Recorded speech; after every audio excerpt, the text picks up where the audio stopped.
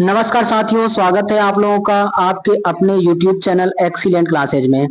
साथियों, उम्मीद करते हैं आप अच्छे होंगे और आपकी पढ़ाई बहुत ही अच्छी चल रही होगी।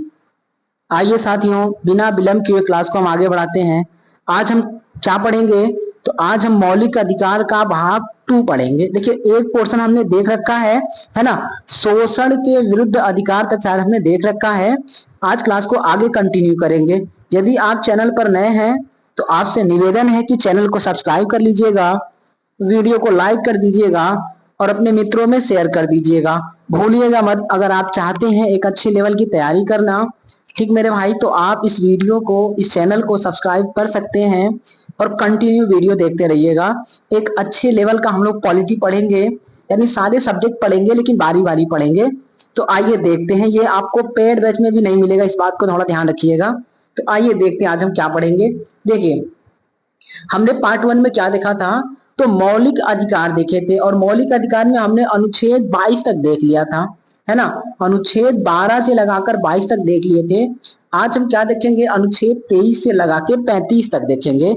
तो अगर आपने हमारी पिछली वीडियो नहीं देखी है या आप अनुच्छेद 12 से 22 तक नहीं जानते हैं तो आप जाके प्लेलिस्ट में वो वीडियो देख लीजिएगा, आपको मिल जाएगा। ठीक मेरे भाई, आइए शुरू करते हैं।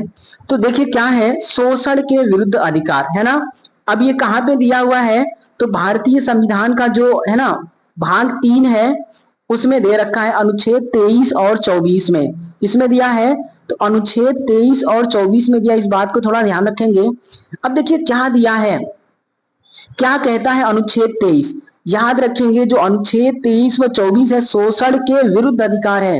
ठीक, तो 23 ये कहता है कि वेगार प्रथा, समझ रहे ना आप, वेगार प्रथा, मानव अंग व्यापार या मानव देह व्यापार या कबूतरबाजी पर रोक लगाता है।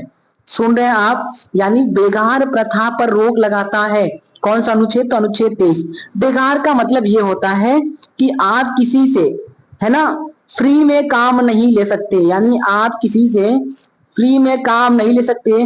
जो बंधुआ मजदूर होते हैं तो आप किसी से बंधुआ मजदूरी नहीं करवा सकते हैं, इस बात को ध्यान रखिएगा।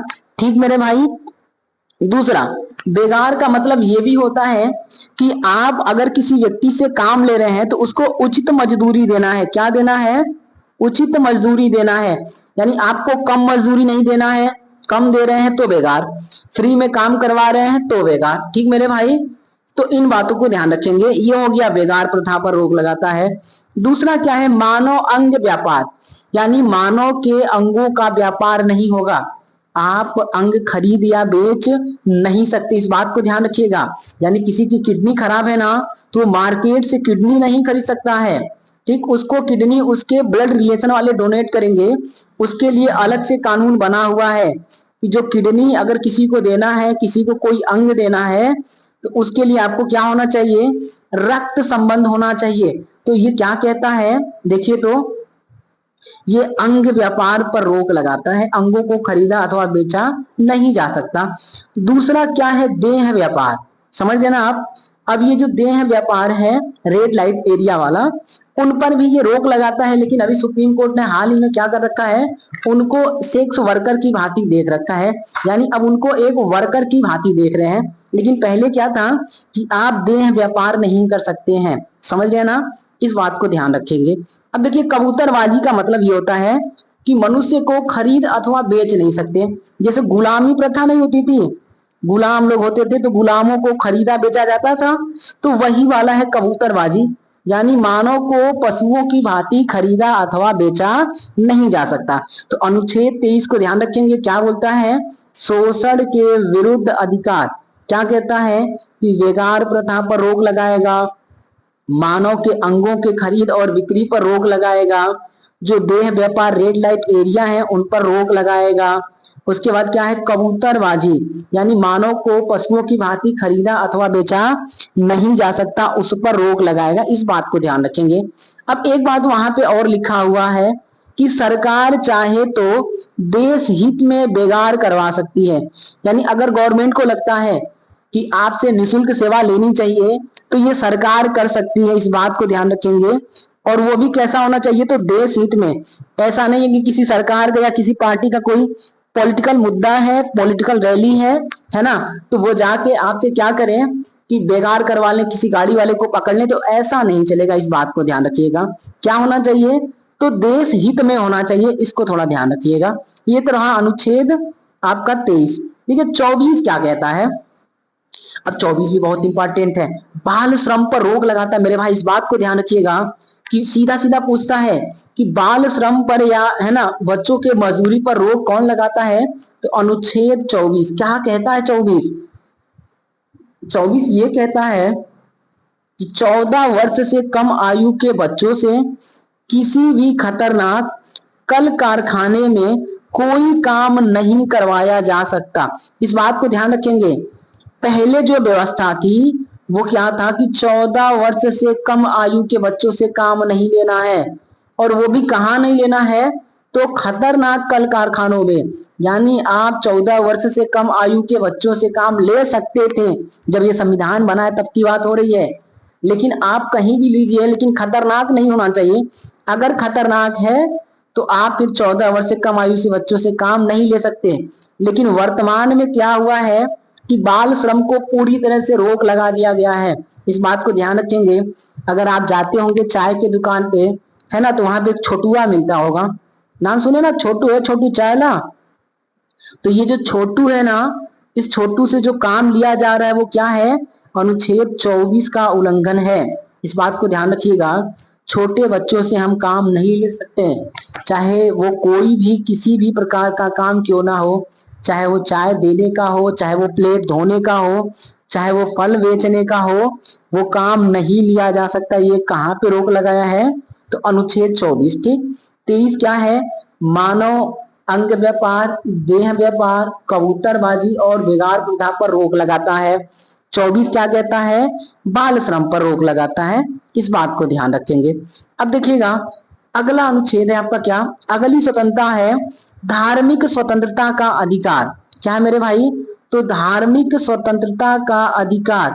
क्या बोल रखा है धार्मिक स्वतंत्रता का अधिकार। देखिए अनुच्छेद 25 से 28 तक है। कुल कितने होंगे, तो 4 अनुच्छेद होंगे। इस बात को थोड़ा ध्यान रखिएगा।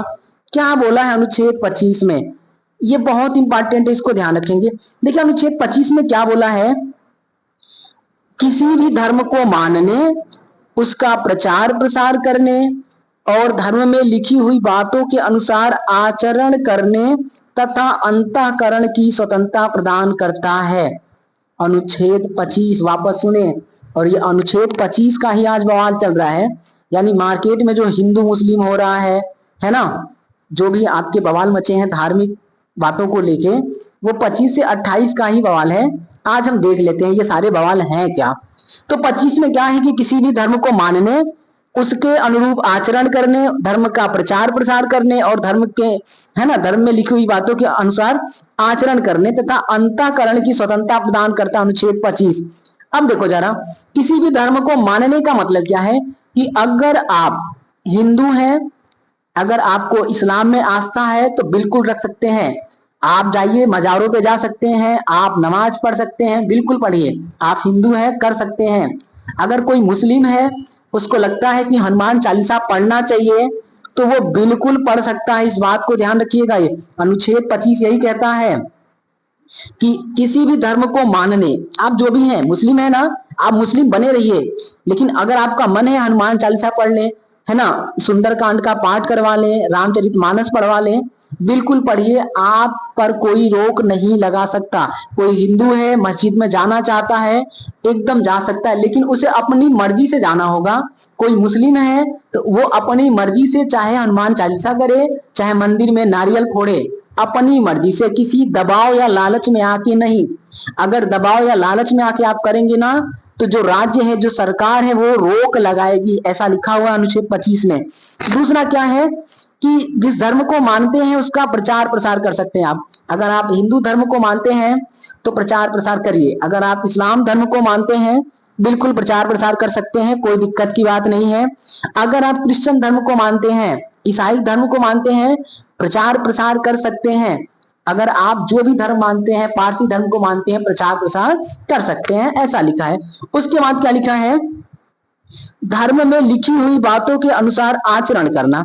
अब देखो तो जो धर्म में बातें लिखी हुई हैं उसके अनुरूप आचरण करना, अब ये सारा बवाल यहीं से है।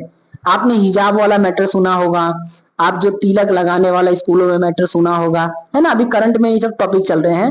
तो क्या लिखा है कि धर्म में लिखी हुई बातों के अनुरूप आचरण करना। याद रखेंगे, अगर इस्लाम धर्म में लिखा हुआ है हिजाब पहनना तो आप बिल्कुल हिजाब पहन सकते हैं, कोई दिक्कत की बात नहीं है, समझ रहे ना। हिंदू धर्म में लिखा हुआ है तिलक लगाना, बिल्कुल लगाइए, कोई दिक्कत की बात नहीं है। क्रिश्चियन धर्म में लिखा हुआ है, जैसे हिंदू धर्म में तिलक का अलावा हो गया, है ना, ये सब लगाते हैं, रुद्राक्ष पहनते हैं, माला पहनते हैं। क्रिश्चियन में लिखा है कि आप क्रॉस का साइन पहनिए, पहन सकते हैं। उन लोग का व्हाइट व्हाइट ड्रेस होता है, बिल्कुल पहनिए। अपन हिंदू लोग का क्या होता है, भगवा ड्रेस होता है, बिल्कुल पहन सकते हैं। इस्लाम में टोपी पहनना है, बिल्कुल पहनिए। कुर्ता पैजामा पहनना है, पहनिए। आपकी जो आपके धर्म में लिखा ना, आप वो कर सकते हैं। जो बौद्ध वाले हैं वो लोग भी बौद्ध धर्म के अनुसार कपड़े पहन सकते हैं, कोई समस्या की बात नहीं है। इस बात को ध्यान रखेंगे। ये क्या लिखा है कि धर्म के अनुरूप आचरण करना। आपको लिखा है 5 बार नमाज पढ़ना है, बिल्कुल नमाज पढ़िए। हमारे धर्म में क्या लिखा है कि मंदिर में घंटा बजाना है, बिल्कुल बजाइए, किसी को कोई समस्या नहीं होना चाहिए। ये कहाँ पे लिखा, अनुच्छेद 25 में। इस बात को ध्यान रखेंगे, ठीक मेरे भाई। लेकिन वो बात आपके धार्मिक ग्रंथों में लिखी होनी चाहिए। ऐसा नहीं है कि धार्मिक ग्रंथों में लिखा ही ना हो और आप फिर वो आचरण करें। जैसे आप देखिएगा, अब ये बात आ गया था क्या, लाउड स्पीकर वाला।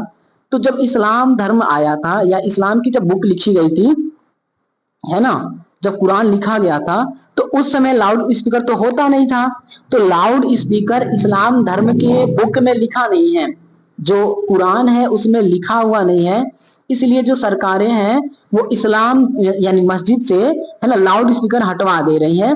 तो अगर ये उनके बुक में लिखा होता, उनके जो धार्मिक किताब है वहां पे लाउड स्पीकर का उल्लेख होता, तो फिर कोई भी सरकार आ जाती वो उतरवा या हटवा नहीं सकती है। मंदिरों पर भी लाउड स्पीकर का उल्लेख नहीं है तो सरकार मंदिरों से भी हटवा रही है। इस बातों को ध्यान रखेंगे, ठीक मेरे भाई। ये तो हो गया कि धर्म में लिखी हुई बातों के अनुसार आचरण करना। उसके बाद क्या है, अंतःकरण, यानी आप जो मानते हैं ना जिस धर्म को, उसको शुद्ध मन से अपने आत्मा में आत्मसात करना। इस बात को ध्यान रखिएगा, ठीक मेरे भाई।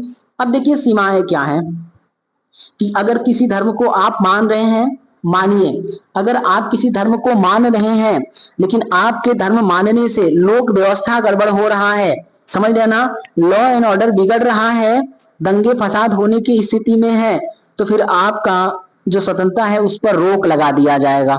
अगर आप हिंदू हैं, नमाज पढ़ रहे हैं या मस्जिद में जा रहे हैं तो इससे दंगे होने की संभावना है, तो आपके नमाज पढ़ने पर और मंदिर जाने पर रोक लगा दिया जाएगा। अगर आप मुस्लिम हैं, आपको हिंदू धर्म में आस्था है, हनुमान चालीसा पढ़ना है, रामायण पाठ करवाना है, श्रीमद् भागवत कथा करवानी है, करवाइए। लेकिन अगर आपके करवाने से सांप्रदायिक दंगे होने की संभावना है या, है ना, जो लोक व्यवस्था है वो बिगड़ रहा है, तो फिर आपके जो पूजा पाठ जो कर रहे हैं ना उस पर रोक लगा दिया जाएगा।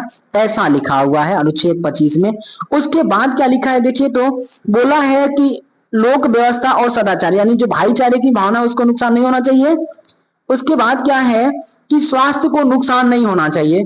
जो स्वास्थ्य है ना आपका, वो स्वास्थ्य को नुकसान ना हो, तो फिर आप जो भी आचरण दिया हुआ है अनुच्छेद 25 में उसको कर सकते हैं।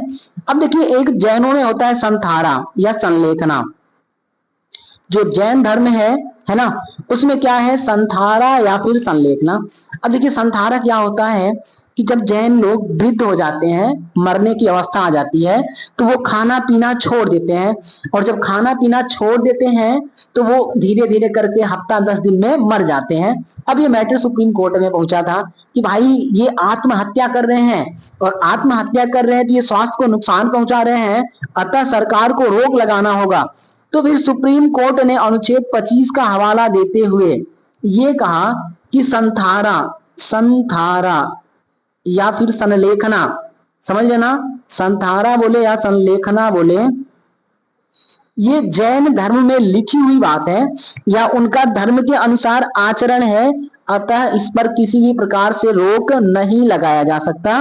इसको ध्यान रखेंगे। ये हो गया, ठीक मेरे भाई। आइए, तो उम्मीद करते हैं ये बात आपको समझ में आ रहा होगा। अब देखिए और क्या क्या बातें लिखी हुई हैं अनुच्छेद 25 में, क्या लिखा है ध्यान से देखिएगा कि लालच या दबाव में आकर धर्म परिवर्तन करने पर अनुच्छेद 25 के तहत राज्य रोक लगा सकता है। इसको ध्यान रखेंगे कि अगर आप है ना दबाव में आ गए हैं, कोई आपको दबा रहा है कि कन्वर्ट हो जाओ, ठीक, तो फिर सरकार रोक लगाएगी। अगर लगता है कि आप लालच में आ रहे हैं, कोई जैसे आप देखेंगे तो अभी के टाइम में क्या हो रहा है, जो क्रिश्चियन मिशनरी है ना, ये जो अपने छोटे छोटे SC ST वाले गांव है ना, उनको खड़े खड़े ये लोग कन्वर्ट कर दे रहे हैं। और किसमें, तो पैसे के लालच में पूरा गांव क्रिश्चियन बना देना। हमारे अगल बगल भी कुछ गांव है क्रिश्चियन बन चुके हैं। तो अब देखिए ये क्या कहता है कि लालच में आकर, यानी आप किसी को लालच देकर धर्म परिवर्तन नहीं करवा सकते हैं।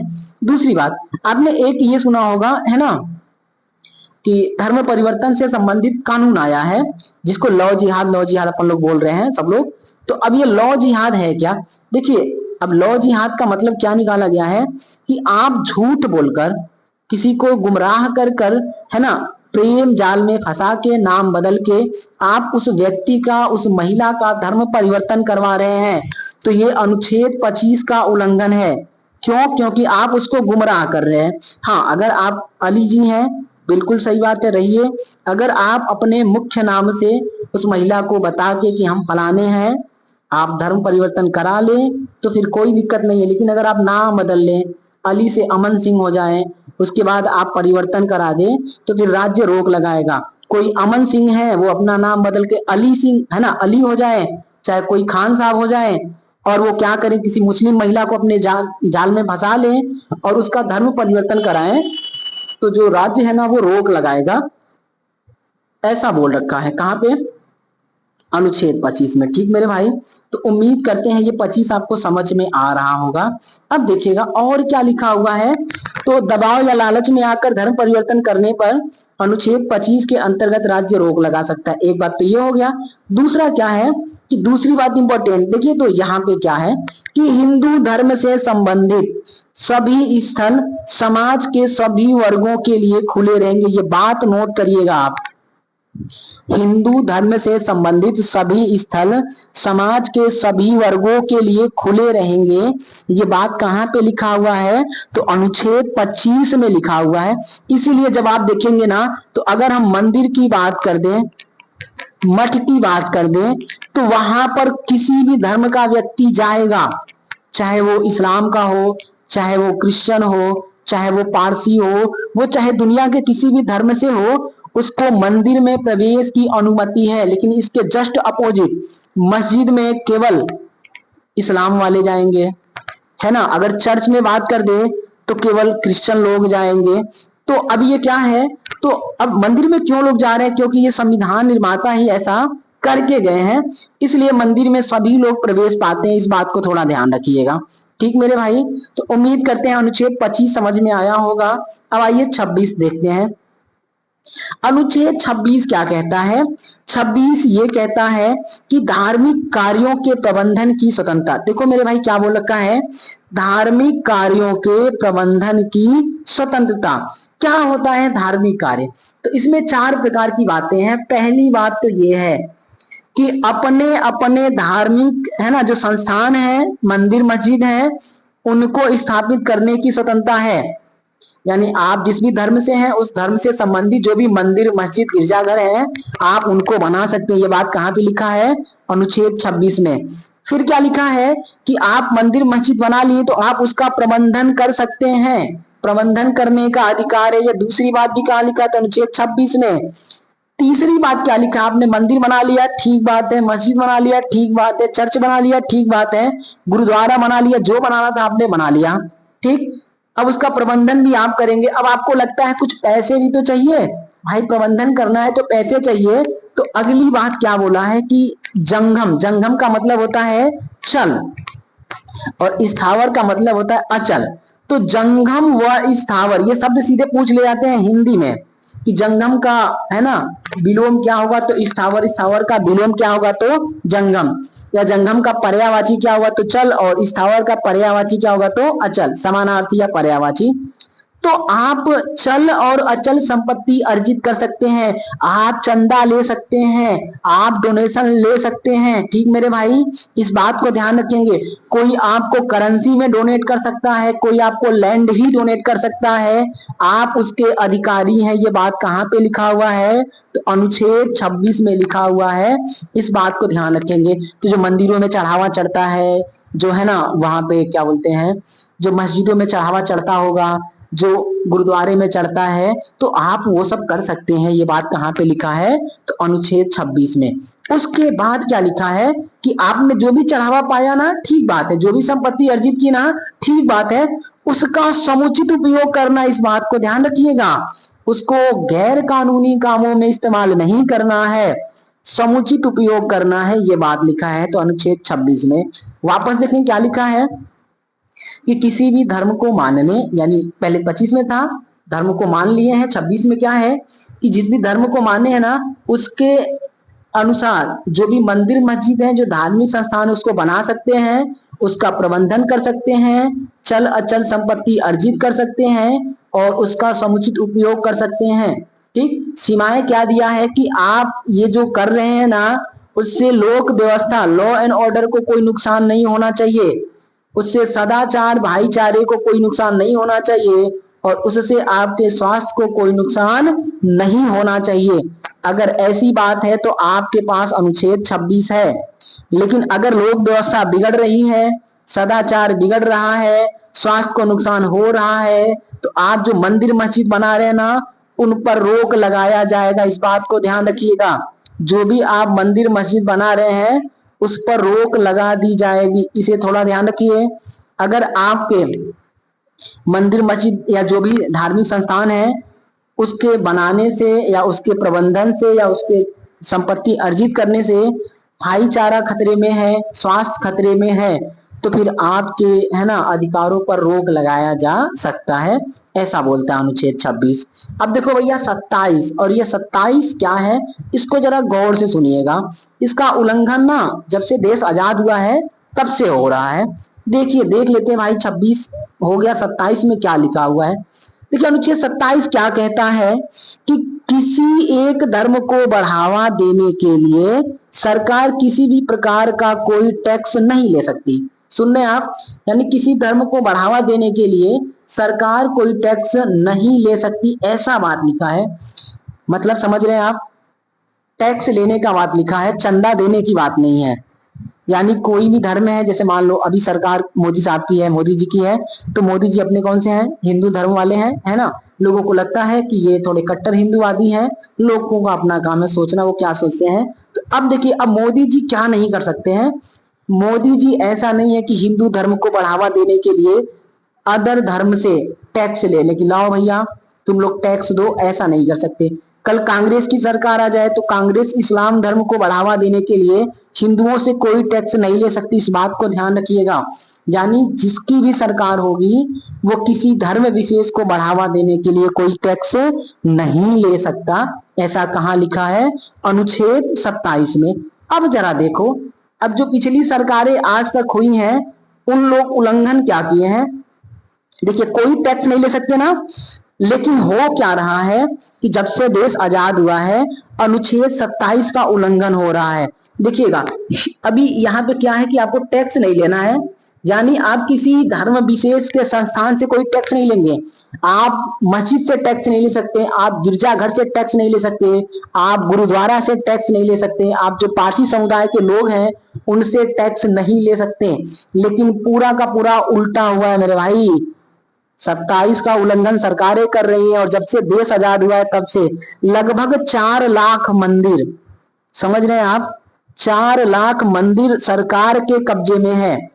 पूरा दक्षिण भारत के जो बड़े बड़े मंदिर हैं उस पे वहां का जो स्टेट गवर्नमेंट है पूरा नियंत्रण रखती है, पूरा चंदे का इस्तेमाल स्टेट गवर्नमेंट करती है।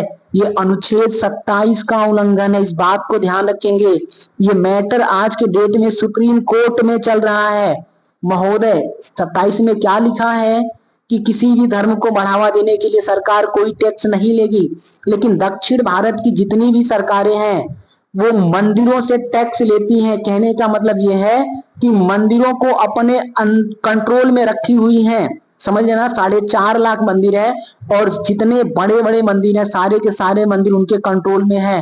तो जितना चंदा आ रहा है ना, उस चंदे का जो मैनेजमेंट है, समझ लेना चंदा हो गया, तो जो चंदा है उस चंदे का मैनेजमेंट, चंदा कहाँ खर्च होगा, ये सरकारें उपयोग कर रही हैं। इस बात को ध्यान रखेंगे। ये सीधा सीधा 27 का उल्लंघन है। मैटर कोर्ट में है, कोर्ट का डिसीजन देखिए कब आएगा, 10 साल में आएगा कि 20 साल में, कहा नहीं जा सकता। अब आइए, अब ये तो हो गया 27। 28 क्या कहता है, तो भैया देखो तो जरा क्या बोलता है 28। 28 को सीधे सीधे ध्यान रखेंगे, किसी भी शिक्षण संस्थान में किसी भी प्रकार की धार्मिक शिक्षा नहीं दी जाएगी। लिखा क्या है उसको देख लेते हैं। क्या बोला है कि किसी राज्य पोषित यानी राज्य सरकार के द्वारा पोषित, वित्त प्राप्त, या राज्य के द्वारा मान्यता प्राप्त, या राज्य के द्वारा सहायता प्राप्त आदि जो संस्थान है ना, उसमें किसी भी प्रकार का कोई धार्मिक शिक्षा नहीं दे सकते। इस बात को ध्यान रखेंगे। अगर सरकार के द्वारा संचालित कोई भी विद्यालय है, कोई भी शिक्षण संस्थान है, समझ रहे हैं, या कोई भी और संस्थान है, तो वहां पे धार्मिक शिक्षा नहीं दे सकते। इन्हें ध्यान रखिएगा। कुल मिला के बात यह है कि किसी भी शिक्षण संस्थान में कोई भी धार्मिक शिक्षा नहीं दी जा सकती। ये कहाँ पे लिखा है, तो अनुच्छेद 28 में लिखा हुआ है। इस बात को ध्यान रखेंगे। ठीक मेरे भाई, तो 28 भी हो गया। आगे बढ़ते हैं। अगर आपको वीडियो पसंद आ रहा हो महोदय, तो आपसे निवेदन है कि चैनल को सब्सक्राइब जरूर कर लीजिएगा। समझ गए ना। वीडियो को लाइक कर दीजिएगा, हो सके तो अपने मित्रों में शेयर जरूर कर दीजिएगा। कमेंट बॉक्स में अगर आपको कुछ लिखना हो, कुछ सुझाव हो, कुछ अच्छा बुरा लगा हो, तो आप जरूर लिखें, भूलिएगा मत। तो आपसे हाथ जोड़ के विनम्र निवेदन है कि आप थोड़ी सी प्रयास कर लें। आप कम से कम एक लोग को शेयर करिए और उनसे कहिए कि आप भी कम से कम एक लोग को शेयर करें, और उनसे कहिए कि वो भी कम से कम एक लोग को शेयर करें। आपकी बड़ी कृपा होगी। देखिए, अगर ये चैनल है ना स्टडी से संबंधित नहीं होता, कोई मुजरा वाला चैनल होता, तो अभी तक ग्रो कर गया होता। तो आपसे निवेदन है कि आप थोड़ा सहयोग करें। आपका सपोर्ट होगा ना तभी कुछ होगा, नहीं तो भाई कुछ नहीं हो पाएगा। मोटिवेशन ही सब कुछ है। तो आप थोड़ा सा मेहनत कर देंगे तो काम हो जाएगा। ठीक मेरे भाई, नहीं तो आदमी डीमोटिवेट हो जाता है, फिर कुछ हो नहीं पाता है। तो ठीक है, आपसे उम्मीद करते हैं कि आप हमारी बातों पर ध्यान देंगे और शेयर सब्सक्राइब जरूर करेंगे। आइए आगे बढ़ते हैं।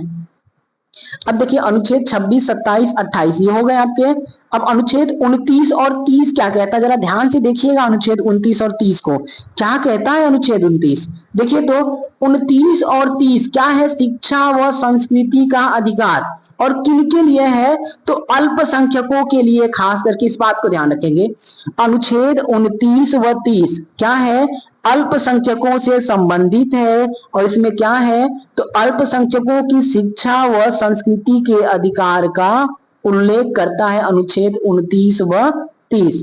क्या लिखा है अनुच्छेद 29 में, उसके पहले आप ध्यान रखें ये किसके लिए है, तो अल्पसंख्यक के लिए है। अब देखिए, भारतीय नेताओं की महानता, महानता नहीं कहेंगे इसे, प्रबल महानता या प्रचंड महानता कहेंगे आप। देश को आजाद हुए है ना 78 साल हो गए भाई साहब, 77 साल हो गए, 78वां चल रहा है। इन 78 साल में भारतीय नेताओं ने ये तय ही नहीं कर पाया कि भारत में अल्पसंख्यक की परिभाषा क्या होगी, अल्पसंख्यक किसे कहेंगे, आज तक ये डिसाइड ही नहीं हुआ है। इस बात को ध्यान रखिएगा। तो अनुच्छेद 29 और 30 देखिए, अधिकार तो दे दिया, किसको दिया पता नहीं, प्यार तो किया पर किससे किया पता नहीं। समझ लेना, मतलब सब करेंगे, प्यार करेंगे, लेकिन लड़की का नाम नहीं बताएंगे, वही वाली बात है। ठीक है। आओ भैया, क्या लिखा है कि 29 और 30 है ना, शिक्षा व संस्कृति का अधिकार है और अल्पसंख्यकों के लिए है। लेकिन अल्पसंख्यक शब्द को संविधान के किसी भी अनुच्छेद में परिभाषित नहीं किया गया है। ये छोड़ दिया गया था कि भविष्य में आने वाली सरकारें तय करेंगी कि कौन अल्पसंख्यक होगा, कौन अल्पसंख्यक नहीं होगा। इस बात को ध्यान रखेंगे। संविधान निर्माता उस समय छोड़ दिए थे, समझ रहे ना। ये नेताओं पे था कि नेता लोग आएंगे और नेता नगरी में क्या करेंगे, तय करेंगे। लेकिन नेता नगरी में केवल पॉलिटिक्स होती है और कुछ नहीं। अब आओ जरा वर्ल्ड बैंक क्या कहता है ना। जो वर्ल्ड बैंक है आपका WB, क्या कहता है अल्पसंख्यक की परिभाषा। वर्ल्ड बैंक यानी विश्व बैंक या फिर यूएन समझ लें आप, इसके अनुसार अल्पसंख्यक किसको कहेंगे। अगर किसी देश में, सुन रहे आप, बड़े ध्यान से सुनिएगा, अगर किसी देश में किसी समुदाय विशेष के लोगों की संख्या 2% या इससे कम है, किसी भी देश में किसी भी समुदाय विशेष के लोगों की संख्या 2%, मात्र 2% या इससे कम है, तो वो लोग अल्पसंख्यक होंगे। इसको ध्यान रखेंगे। ये किसका है, तो यूएन का है, अल्पसंख्यक। ठीक मेरे भाई, इसको ध्यान रखेंगे। लेकिन भारत के जो महानतम नेता लोग हैं, इन महानतम नेताओं ने कभी ये तय ही नहीं किया कि अल्पसंख्यक भारत में कौन होगा। इस बात को ध्यान रखेंगे। अब देखो जरा, अब ये 2% है ना यूएन के अनुसार, वर्ल्ड बैंक के अनुसार। तो आप देखिए भारत में अगर हम बात करें तो जो मुस्लिम समुदाय के लोग हैं, इस्लाम वाले, उनकी आबादी लगभग 29% के करीब होने वाली है। समझ रहे ना, यानी कुल मिला के 25% प्लस है। तो आप देखो ये इस परिभाषा के अंतर्गत नहीं आते हैं। लेकिन अभी तक क्या है कि सरकार ने तय ही नहीं किया है। और अगर आप देखें तो हिंदू के बाद दूसरा सबसे बड़ा धर्म कौन है, इस्लाम धर्म है। आबादी भी ठीक ठाक है। तो इन्हें अब अल्पसंख्यक की परिभाषा तय करनी चाहिए कि अल्पसंख्यक कौन होगा, इन्हें ध्यान रखेंगे। अब देखिए अभी ये तय में नहीं हुआ है। अच्छा एक बात और है कि अल्पसंख्यक को हम किस लेवल पर देखेंगे, पूरा राष्ट्रीय स्तर पर देखेंगे कि कौन अल्पसंख्यक होगा, या फिर है ना स्टेट वाइज देखेंगे, या फिर हम क्या देखेंगे कि जिला वाइज या फिर ग्राम वाइज, किस प्रकार देखेंगे। तो महोदय याद रखें, सुप्रीम कोर्ट में अभी ये बात चल रही है। सुप्रीम कोर्ट ने सरकार को बोला है कि आप कमेटी बनाइए और तय करिए कि अल्पसंख्यक कौन होगा, ठीक है, और किस आधार पर होगा। जैसे साउथ के जो राज्य हो गए है ना, केरल हो गया, तमिलनाडु हो गया, उसके बाद उधर चले जाएं हम, नॉर्थ ईस्ट वाले हो गए, ठीक है, जो पूर्वोत्तर के राज्य हो गए, उधर जम्मू कश्मीर में चले जाएं, तो यहाँ पर हिंदू अल्पसंख्यक हैं। समझ जाए ना। अगर हम बात कर ले यूपी में कुछ स्पेशल जिले हैं, जैसे पूर्वांचल के कुछ जिले हो गए, आजमगढ़ हो गया, मऊ हो गया, ठीक है, अगर लखनऊ साइड चले जाएं, फैजाबाद चले जाएं, बाराबंकी हो गया, उधर अमेठी चले जाए, क्या बोलते हैं, मुरादाबाद, बरेली चले जाएं, रामपुर चले जाएं, कानपुर चले जाएं, तो यहाँ पर जो मुस्लिम है वो बहुसंख्यक है। तो अब देखो, अब तय करना होगा सरकार को कि हम जिला के स्तर पे लेंगे, कि हम राज्य के स्तर पर लेंगे, कि हम देश के स्तर पर लेंगे। लेकिन जब ये तय होगा परिभाषा, तब तो इनको ध्यान रखिएगा। कुल मिला के आपको ये है कि शिक्षा व संस्कृति का अधिकार अनुच्छेद 29 व 30 में दिया है। अब अनुच्छेद 29 में अल्पसंख्यकों का अधिकार तो है, लेकिन अल्पसंख्यक कौन होगा उसको परिभाषित नहीं किया गया है। अब देखिए क्या कहता है ये 29 को थोड़ा ध्यान रखेंगे। देखिए बहुत इंपॉर्टेंट है और यहाँ से कुछ बातें पूछी जाती हैं। क्या कहता है कि सभी अल्पसंख्यकों को अपनी भाषा, लिपि और संस्कृति को बनाए रखने का अधिकार है। अल्पसंख्यकों की जो भी संस्कृति होगी ना, उसको वो बनाए रख सकते हैं। इनको ध्यान रखना है, ठीक मेरे भाई। तो क्या क्या होगा, उनकी भाषा, लिपि और संस्कृति को बनाए रखने का अधिकार है। और इस संदर्भ में कोई भेदभाव नहीं किया जा सकता है। ऐसा नहीं है कि सरकार दबाव दे देखिए तुम अपना है ना धर्म वरम मत बचाओ, अपना संस्कृति मत बचाओ, ऐसा सरकार नहीं कर सकती है। इस बात को ध्यान रखेंगे, ठीक मेरे भाई। अब आइए चलिए आगे देखते हैं। अनुच्छेद 30 क्या कहता है। अनुच्छेद 30 देखिए तो बोल रखा है अनुच्छेद 30 क्या, कि सभी अल्पसंख्यकों को अपने शिक्षण संस्थानों में है ना, शिक्षण संस्थानों की स्थापना करने तथा उसका प्रबंधन करने का अधिकार है। अनुच्छेद 26 था ना, धार्मिक संस्थानों की स्थापना, और अनुच्छेद 30 क्या कहता है कि अल्पसंख्यकों को अपने शिक्षण संस्थानों की स्थापना करने और उनका प्रबंधन करने का अधिकार है। ये जो मदरसे बनते हैं, आपने सुना होगा मदरसा, समझ लेना। तो ये जो मदरसा है वो किसके अंतर्गत आ जाएगा, अब अनुच्छेद 30 के अंतर्गत आ जाएगा। तो इतना ध्यान रखेंगे कि अनुच्छेद 30 के अंतर्गत ही मद्रास नहीं है, मदरसा है। क्या है, मदरसा, मदरसा, ठीक है। तो अनुच्छेद 30 के अंतर्गत ही मदरसों में धार्मिक शिक्षा दी जाती है, इस बात को ध्यान रखेंगे। ये मद्रास नहीं मदरसा है, ठीक मेरे भैया। तो कभी पूछ लेगा कि मदरसों में धार्मिक शिक्षा दी जाती है, किसके तहत दिया जाता है, तो अनुच्छेद 30 के तहत दिया जाता है। अब देखो आप 30 तो हो गया, क्या कहता है 31?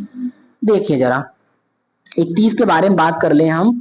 तो देखिए 31 में क्या है, अनुच्छेद 31 में संपत्ति के अधिकार का उल्लेख था, जिसे है ना अनुच्छेद 300 ए में रख दिया गया है, इस बात को ध्यान रखेंगे, ठीक मेरे भाई। तो किसका उल्लेख था, तो संपत्ति के अधिकार का उल्लेख था। आज के डेट में इसको निकाल दिया गया है और अनुच्छेद 300 ए में रख के कानूनी अधिकार बना दिया गया है, इसे थोड़ा ध्यान रखेंगे, ठीक मेरे भैया। अब आ जाओ जरा, अब ये तो हो गया 30 में लिखा क्या था जरा उसको देख ले। निकाल तो गया है पर पहले लिखा क्या था देखिए जरा, क्या लिखा हुआ था अनुच्छेद 30 में। अभी ये हट गया है, अब हट के कहा गया अनुच्छेद 300 ए में। तो जब हटा है उसके पहले क्या लिखा था, उन्हें जरा देखते हैं। तो लिखा ये था कि किसी भी व्यक्ति को उसकी संपत्ति से वंचित नहीं किया जा सकता, यानी कोई व्यक्ति है ना तो उसके संपत्ति से उसे वंचित नहीं कर सकते, उसका जमीन जायदाद नहीं ले सकते हैं, ऐसा बोल रखा है। फिर क्या बोला है कि जब तक कि कानून द्वारा निर्धारित प्रक्रिया का पालन नहीं किया जाता। कानून की एक प्रक्रिया होगी और आप प्रक्रिया के तहत उसकी संपत्ति पर कुछ कर सकते हैं, वैसे अनर्गल आप कुछ नहीं कर सकते। ये कहाँ पे है, अनुच्छेद 31 में। फिर क्या है कि संपत्ति का अधिग्रहण केवल सार्वजनिक उद्देश्य के लिए किया जा सकता है, यानी संपत्ति है ना तो संपत्ति का अधिग्रहण अगर सरकार चाहती है कि टाटा साहब की पूरी प्रॉपर्टी ले ले, अंबानी भाई का पूरा ले ले या अडानी का पूरा ले ले तो ले सकती है, लेकिन क्या है वो लेगी ना तो उसका उपयोग कहाँ करना है, तो सार्वजनिक उद्देश्यों के लिए किया जाना चाहिए, ऐसा बोला है। उसके बाद क्या बोला है कि इसके लिए न्याय उचित मुआवजा भी देना चाहिए। अब देखो जरा ये जो है ना हाईवे बनवाना है, पुल बनवाना है, रेलवे बनवाना है या आपका एयरपोर्ट बनवाना है, तो जो जमीन अधिग्रहण होता है वो अनुच्छेद 31 के अंतर्गत पहले आता था। अब जब 31 में था तो सरकारें ले नहीं पाती थी, इसीलिए क्या किया गया, इसको कानूनी अधिकार बना दिया गया कि सरकार आराम से ले ले। भूमि अधिग्रहण में प्रॉब्लम होती थी, वही लिखा है कि संपत्ति यानी किसी का खेत लेने जा रहे हैं तो केवल सार्वजनिक उद्देश्य के लिए लेंगे, ऐसा नहीं कि अगर आपको पार्टी का कार्यालय बनवाना है तो आप पूरा गांव ही ले लें, जबरदस्ती ले लें, तो ऐसा नहीं चलेगा, ठीक मेरे भाई। और बोला है कि इसके लिए आपको न्याय उचित मुआवजा देना पड़ेगा, तो सरकार पैसा वैसा भी देती है, इनको थोड़ा ध्यान रखेंगे। फिर क्या बोला है कि संपत्ति के अधिकार को किसी भी कानून के द्वारा प्रतिबंधित या सीमित नहीं किया जा सकता जब तक कि वह प्रतिबंधित है ना या प्रतिबंध या सीमा उचित और तर्क संगत ना हो। ये बोला था कि प्रतिबंधित नहीं कर सकते, इसीलिए देखिए ये जो अनुच्छेद बात कर लें 31 है, ये सरकार को भूमि अधिग्रहण से रोक रहा था, समझ गए ना। अब भूमि अधिग्रहण से सरकार को रोक रहा था तो जो विकास कार्य थे आपके, हाईवे बनाना है, रेलवे बनवाना है, ठीक है, एयरपोर्ट बनवाना है, तो उसमें सरकार को प्रॉब्लम हो रही थी, इसीलिए सरकार ने क्या किया, इस चीज को निकाल के और कहाँ पे डाल दिया, तो विधिक अधिकार कर दिया और अनुच्छेद 301 का भाग बना दिया। तो आज के डेट में ये चीज क्या है, लागू नहीं है, ठीक मेरे भाई। आइए जरा अब अगला देखते हैं, 31 तो हो गया। अब 31 ये ए था, अनुच्छेद 31 ए जो आप देखे हैं वो अनुच्छेद 31 ए था, इस बात को ध्यान रखेंगे। ये क्या है, तो 31 ए है। अब देखिए 31 बी में क्या लिखा है, अनुच्छेद 31 बी। अब 31 बी में क्या लिखा है कि 9वीं अनुसूची के प्रावधानों को परिभाषित करता है और 9वीं अनुसूची में वे कानून जिन्हें 9वीं अनुसूची में शामिल हैं जो संपत्ति के अधिग्रहण, भूमि सुधार और सार्वजनिक उद्देश्यों के लिए संपत्ति के उपयोग से संबंधित हैं, उन सब बातों का उल्लेख कहाँ किया गया है, तो अनुच्छेद 31 बी में। यानी जो भी 9वीं अनुसूची में शामिल विषय हैं जिन्हें कोर्ट में चैलेंज नहीं किया जा सकता, तो किसके तहत नहीं किया जा सकता, ये बात कहाँ पे लिखी हुई है, तो अनुच्छेद 31 बी में। पढ़े थे ना कि 24 अप्रैल 1973 के पहले, 1973 के पहले अप्रैल 1973, ये तो लिखा ही नहीं जा रहा है कि पहले के जितने भी मामले होंगे अनुसूची 9 में शामिल होंगे तो उन्हें कोर्ट में चैलेंज नहीं कर सकते। वो बात कहाँ पे लिखी हुई है? तो अनुच्छेद 31B में है। ठीक है, क्या लिखा है? अनुच्छेद, है ना, यह अनुच्छेद यानी अनुच्छेद 31 भी 9वीं अनुसूची के कानूनों को संविधान के अन्य प्रावधानों से ऊपर रखता है, जिसका अर्थ है कि इन कानूनों को संविधान के अन्य प्रावधानों के विपरीत नहीं माना जाए। ठीक, इसे ध्यान रखेंगे, यानी 9वीं अनुसूची पर रोक लगाएगा कि आप सुनवाई कर पाएंगे या नहीं। आइए अगला देखते हैं। तो आओ मेरे भाई, अगर ये वीडियो आपको पसंद आई हो तो लाइक जरूर करिएगा। आप लोग लाइक वाइक नहीं करते हो यार, कर दिया करो, है ना। यूट्यूब को भी तो पता चले कि लड़के लाइक कर रहे हैं या नहीं कर रहे हैं। और जो बहनें हैं, बड़ी बहनें, छोटी बहनें, प्रभु आप लोग तो कम से कम छोटा भाई समझ के मदद करिए। भैया लोग तो मस्त मौले होते हैं, है ना, उनको थोड़ी देर से समझ में आती है। बड़की दीदी बन जाओ, छोटकी दीदी बन जाइए आप, थोड़ा सा मदद कर दो ना यार, काम बन जाए। देखो रिक्वेस्ट करना बड़ी दुख की बात है, रिक्वेस्ट करना पड़ रहा है, वो भी आपके लिए, है ना, आपके लिए तो हम आ रहे हैं, नहीं तो क्या मतलब है। चलो भैया ठीक है, अगर अभी तक आपने सब्सक्राइब नहीं किया है तो आपसे निवेदन है कि सब्सक्राइब जरूर करिएगा, भूलिएगा मत। बस ये घंटा दबा दो, ये वाला बटन दबा दो आप, ठीक है, ये वाला दबाइए। एक ही बार दबाना, दो बार मत दबाइएगा कि लगे आप दो ही बार दबा दे। जय माता दी, ले आओ सब्सक्राइब कर दियो, ऐसा ना करियो भैयो, है ना। एक बार इसको दबा दीजिए, एक बार इसको, और एक बार नीचे में वीडियो के इसको, और एक ऐसे शेयर का तीर बना होगा, आपके जो भी ना सखी सहेली मित्र अड़ोसी पड़ोसी होंगे उनको ये तीर लगा के भेज दीजिएगा, चाहे व्हाट्सएप पे, चाहे फेसबुक पे, चाहे जो भी सोशल मीडिया अकाउंट होगा। तो आइए आगे देखते हैं अनुच्छेद 32 क्या कहता है। अनुच्छेद 32 क्या है मेरे भाई? तो संवैधानिक उपचारों का अधिकार। क्या है अनुच्छेद 32? संवैधानिक उपचारों का अधिकार। इसे डॉक्टर भीमराव अंबेडकर ने संविधान की आत्मा कहा था। ये शब्द बड़ा गौर करिएगा कि अंबेडकर साहब के अनुसार संविधान की आत्मा किसे कहते हैं? तो अनुच्छेद 32 को ये सवाल बहुत ज्यादा बार पूछा गया है, इसे थोड़ा ध्यान रखिएगा। अनुच्छेद 32 को संविधान की आत्मा किसने कहा था? तो अंबेडकर साहब ने कहा था। इन्हें ध्यान रखेंगे। क्या लिखा है 32 में? देखिए तो क्या लिखा है कि अगर मौलिक अधिकारों का हनन होता है तो सुप्रीम कोर्ट 5 प्रकार की याचिका जारी कर सकता है। याद रखेंगे, कभी कभी पूछ लेता है कि आर्टिकल 32 के अनुसार याचिका जारी करने की शक्ति किसके पास होती है? तो सुप्रीम कोर्ट के पास होती है मेरे भाई, इसको ध्यान रखिएगा, समझ गया ना। अनुच्छेद 32 के तहत शक्ति सुप्रीम कोर्ट के पास है, तो क्या करेगा? याचिका जारी करेगा। कितने प्रकार का? तो 5 प्रकार का करेगा। कौन कौन सा? तो बंदी प्रत्यक्षीकरण हो गया, परमादेश हो गया, उत्प्रेषण हो गया, अधिकार परीक्षा हो गया और प्रतिषेध हो गया। इन्हें ध्यान रखेंगे। अब देख लेते हैं भाई, है ना, कि ये जो 5 प्रकार के याचिका है, जो रिट है, वो कौन कौन सी होती है और कब जारी की जाती है। आइए देखते हैं। अब ये बंदी प्रत्यक्षीकरण क्या है? देखिए तो पहले की बात कर दे। बंदी प्रत्यक्षीकरण का मतलब होता है कि अगर कोई व्यक्ति को गिरफ्तार कर लिया गया है पुलिस के द्वारा तो न्यायालय ये जारी करेगा, सुप्रीम कोर्ट ये रिट जारी करेगा बंदी प्रत्यक्षीकरण, और कहेगा कि भैया न्यायालय के सामने उस व्यक्ति को उपस्थित करिए। हो गया। अगर जो सुप्रीम कोर्ट है यह पाता है कि उस व्यक्ति को गैर कानूनी तरीके से गिरफ्तार किया गया था तो सुप्रीम कोर्ट उस व्यक्ति को रिहा कर देगा। इस बात को ध्यान रखिएगा।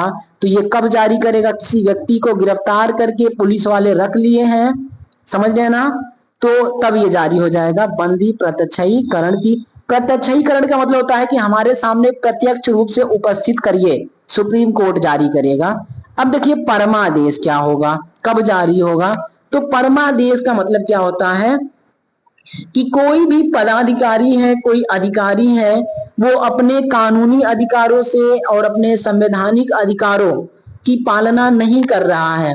कोई पदाधिकारी है, समझ रहे ना, कोई बड़ा सा अधिकारी है, छोटा अधिकारी है, कोई फर्क नहीं पड़ता, वो अपने अधिकारों, अपने कानूनी अधिकारों, अपने संवैधानिक अधिकारों या उनके दायित्वों का वो निर्वहन नहीं कर रहा है तो सुप्रीम कोर्ट उसे आदेश देगा कि हे भाई काम करो, समझ ना। सुप्रीम कोर्ट उसे अपने दायित्व निर्वहन के लिए परमादेश नामक रिट जारी करता है। इसे ध्यान रखेंगे। यदि आप काम नहीं करेंगे तो ये जारी होगा। अगर आप पुलिस है वो उपस्थित नहीं करेगी तो ये जारी होगा। अब देखिए प्रतिषेध क्या होगा, है ना भाई, प्रतिषेध प्रोहिबिशन क्या होगा, तो क्या होगा प्रतिषेध। देखिए अब इसमें यह होता है कि कुछ निचली अदालतें होती हैं, है ना, या फिर जो सरकारी अधिकारी होते हैं वो अपने अधिकार क्षेत्र यानी बिना अधिकार के ही कोई कार्य कर देते हैं। ठीक समझ रहे ना। तो जब कोई निचली अदालतें या सरकारी अधिकारी बिना अधिकार के कोई कार्य कर दें तो उस समय या उस प्रकार के मामलों को ऊपरी अदालत में, कौन सा देख रहे हैं अपन लोग, प्रतिषेध देख रहे हैं, सॉरी। देखिए तो प्रतिषेध का मतलब क्या होगा कि निचली अदालतें, देखिए वापस देखिए भाई, सॉरी हम आगे बढ़ गए भावनाओं में, है ना। देखिएगा क्या बोल रखा है प्रतिषेध में, किधर गया रे प्रतिषेध, ये वाला है, इसको देखना है ना। तो जो निचली अदालतें अपने अधिकार क्षेत्र का उल्लंघन करके किसी मामले की सुनवाई करे, अगर मैटर हाई कोर्ट वाला है, सुन रहे हैं आप, और लोअर कोर्ट जो है आपका जिला न्यायालय, सत्र न्यायालय, वो सुनवाई करेगा, तो फिर हाई कोर्ट जारी कर देगा कि भैया हो ये तोहरे बस का नहीं है, हमरे पास भेज दो। समझ रहे ना। तो प्रतिषेध जारी करेगा कि रोक देगा, मना कर देगा, रुक रे रुक, तोहरे बस के ना बा। ठीक। अब आइए वही काम, अगर कोई मामला हाई कोर्ट के अधिकार क्षेत्र में नहीं आता है और उस पर हाई कोर्ट का कोई जज सुनवाई करे तो सुप्रीम कोर्ट प्रतिषेध नामक रिट जारी करके हाई कोर्ट को रोक देगा मामला सुनने से। इसी को क्या बोलते हैं, प्रतिषेध। उम्मीद है ये बात समझ में आई होगी। समझ रहे हैं ना कि अगर आपके अधिकार क्षेत्र में नहीं आता और आप न्यायालय हैं, कोर्ट हैं आप, तो फिर आपको ऊपर वाला कोर्ट क्या करेगा, प्रतिषेध। ऊपर वाले में क्या होगा, हाई कोर्ट या सुप्रीम कोर्ट, तो प्रतिषेध नामक याचिका जारी करके आपको रोक देगा। उसके बाद क्या है, अधिकार परीक्षा। अब देखो भैया अधिकार परीक्षा क्या होता है, परीक्षा मतलब पूछा, है ना। अब देखिए अधिकार परीक्षा का मतलब क्या होता है कि अब कोई अधिकारी, समझ रहे ना, अपने अधिकार क्षेत्र से बाहर जाकर जो भी पदाधिकारी है, किसी पद पर बैठा हुआ व्यक्ति कोई कार्य कर रहा है तो फिर सुप्रीम कोर्ट या हाई कोर्ट ये पूछेगा। अभी देखिए 32 के तहत तो सुप्रीम कोर्ट पूछेगा, ठीक है, और 126 के तहत हाई कोर्ट पूछता है। तो अब ये सुप्रीम कोर्ट पूछेगा कि महोदय आप किस अधिकार से ये कार्य कर रहे हैं, इस बात को ध्यान रखेंगे। अधिकार परीक्षा का मतलब होता है कोई पदाधिकारी, कोई अधिकारी अपने अधिकार क्षेत्र के बाहर जाकर यदि कोई कार्य कर रहा है तो सुप्रीम कोर्ट अधिकार परीक्षा नामक याचिका जारी करके उससे सवाल जवाब करेगा और रोक लगा देगा। इस बात को ध्यान रखेंगे, उसके एक्शन पे रोक लगाएगा।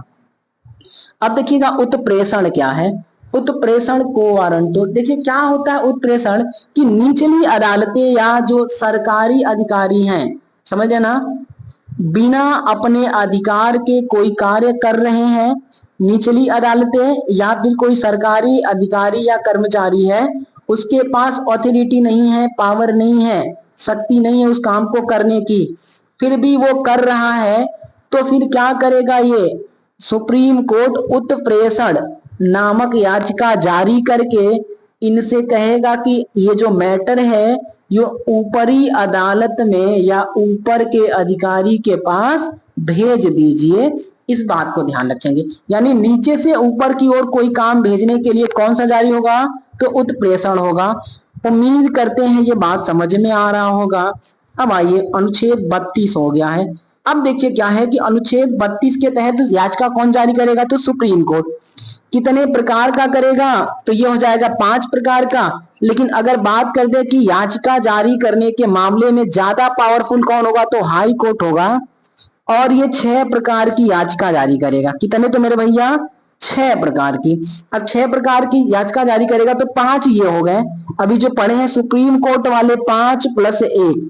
अब ये एक क्या है, देखिए जैसे हमारे योगी बाबा हैं गोरखपुर वाले, हम भी गोरखपुर वाले, अपन दोनों एक ही घर से समझो, ठीक। तो गोरखपुर गोरखपुर भाई भाई, तो अगर योगी बाबा का बुलडोजर, समझ रहे हो आप, इनका बुलडोजर किसी के घर मकान पे पहुंच गया है, अब इनको लगता है कि भैया घर को बचाना है, तो अब इन्हें भाग के कहाँ जाना पड़ेगा, तो हाई कोर्ट के पास जाना होगा।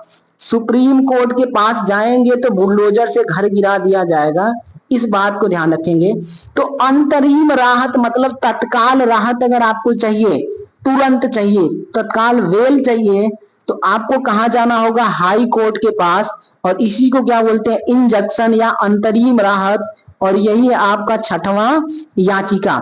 सुप्रीम कोर्ट के पास नहीं जाएंगे। कोई नेता गिरफ्तार हुआ है, मान लीजिए सीबीआई ले गई, आईबी ले गई, कोई ले गया, तो अगर मामले की सुनवाई करवाना है तो आप सुप्रीम कोर्ट तुरंत नहीं जाएंगे, आपको कहां जाना होगा?